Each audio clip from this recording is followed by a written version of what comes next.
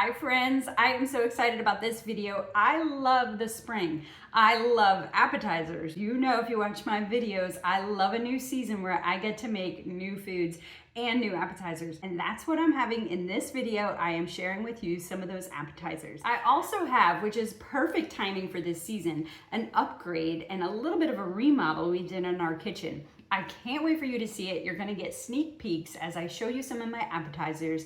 You'll start seeing exactly what we upgraded. But at the end, I'll do a full before and after so you can see the transformation, and I will tell you what led to it and why I'm so super excited. Anyway, let's go ahead and get started on that first appetizer. Let's kick things off with these adorable puff pastry filled carrots. They are crispy and flaky and full of flavor. We have our puff pastry dough here. This is one of the 2 sheets. So I'm going to spread this out.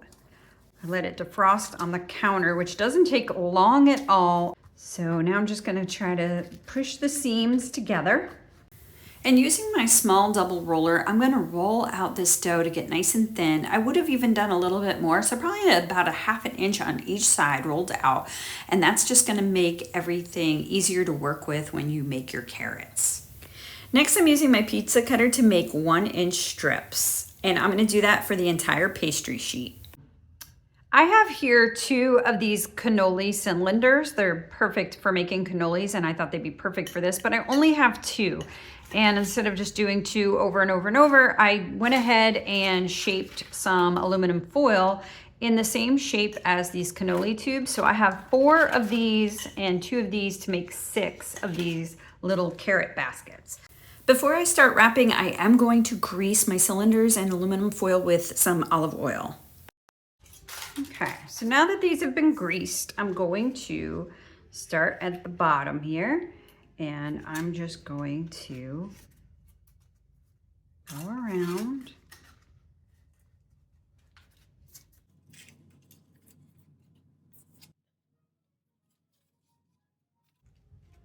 And just pinch these where they connect, and pinch this so it connects. Okay. Looking back, I would have overlapped the dough a little more and with my dough rolled out just a little thinner.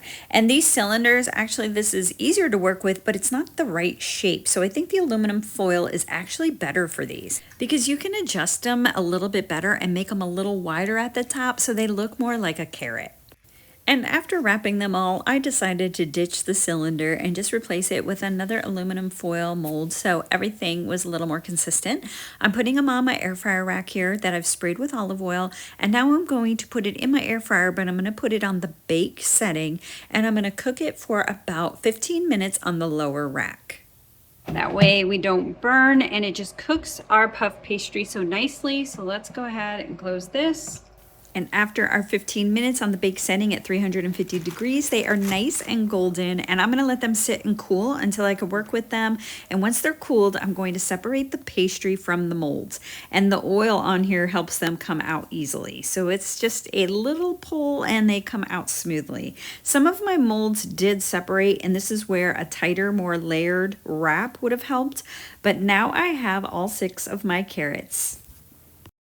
For the filling, I'm using ready-made store-bought chicken salad. I got this brand from Aldi, but you can make your own chicken salad if you want, but this is just so easy that it's already made. You could also stuff these with egg salad or go sweet and fill them with custard or pudding. I think that would be so, so delicious. So I continue finishing stuffing these either from the top or sometimes at the bottom so that they're completely filled. And once I have them, they are all done and I'm ready to serve them on my pretty spring platter. And to give it a final touch and make it look like carrots, I'm putting some parsley sprigs, stuffing them inside, and then I sprinkle some chives and parsley on top just to give it a little garden touch. But I love how these came out. The parsley really works so well to make them look like carrots. I think they're adorable, and they were so tasty. The perfect crisp but yet delicate puff pastry, nice and crispy and flaky. It was such a hit. This next appetizer I'm making is a salmon board, and I'm going to start with a base of garlic and herb alouette cheese. And this is a perfect rich cheese, and I'm going to balance it with a block of cream cheese. I started with a half a block of cream cheese, but then realized it wasn't going to be enough. So I went ahead and put the other half in, and I spread it all out on my platter after it's been softened in the microwave for just a few seconds so I could really work with it and make it easy to smooth out here on this dish. Next, I'm going to add my smoked salmon. I got a large package from Walmart. You can find this at Aldi, Sam's, Costco. They have usually really good varieties of smoked salmon. And I just cut the pieces in half, so I have bite-sized pieces here. And I spread them all out on my cream cheese spread. And now I'm ready to add more color. I'm going to add some very thinly sliced radishes for a good crunch. And I slice these in my mandolin along with these cucumbers that are the perfect pop of green. And I'm also going to sprinkle on some red onions. You could do these sliced or chopped like I'm doing, and then capers. The capers go so well with smoked salmon. They have that perfect brininess, and they add this great color as well. I'm going to zest a lemon and get that nice citrus punch on here, and then I'm also going to have some dill that I've chopped up, and I'm going to sprinkle that about. That's going to add more color contrast, and then I'm also going to take the juice of that lemon and I'm going to sprinkle it all over on top to get more of that citrus punch. I think this looks so amazing. The colors are so perfect. It is the perfect fresh, perfect bite when you take that creamy cheese with that bite of that radish and the cucumber and of course the smokiness of the salmon. Everything works so well together. Me and my family absolutely loved this. I think it is the perfect thing to serve up this spring. Today I'm making a California Club ring using my dip and chip set from Pampered Chef. I do have the bowl that goes with it, which we'll be making an avocado dip. And then on here will go our ring. I've already sprayed it with some olive oil spray, and I have our oven preheating at 375 degrees. I have shredded my cheese. It calls for pepper jack, but I am using some leftover Gouda and a white cheddar blend that I had. And this came from leftover charcuterie board. I'm just using what I have. I think any cheese will work in this recipe. I'm going to chop 2 green onions into our classic batter bowl, 4 cups of my kale, which is about half this bag. To our kale in our classic batter bowl, we're going to add a teaspoon of garlic, minced garlic. You could also use fresh. And I'm going to add in my crumpled chopped bacon that's been cooked in the air fryer. I'm going to give that a quick stir. We're going to put this in the microwave for 2 minutes. Our kale is now wilted after being in the microwave for 2 minutes, and that's with that bacon and some garlic. To our kale, we're going to add our chopped tomatoes, our 4 ounces of shredded cheese, and I also have rotisserie chicken that I took apart from the bone. It just needs to be cooked chicken that's easily shredded. And then we're gonna stir all that. And now I'm gonna add my mayonnaise and mustard. So that's 1 tablespoon of mayonnaise and 1 tablespoon of Dijon mustard. Let's give that a good stir.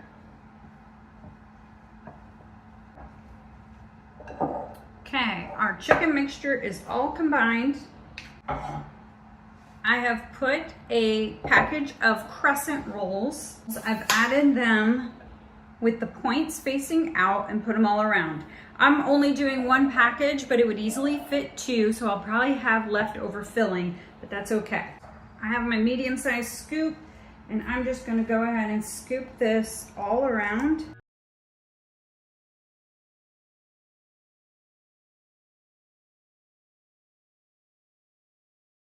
Perfect.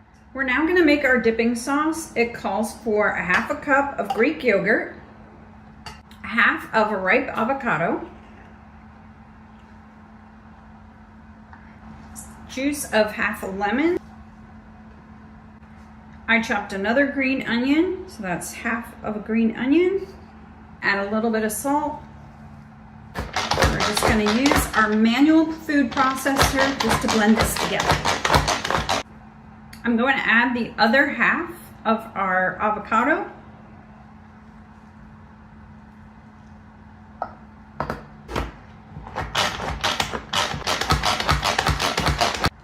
put it in our dip bowl.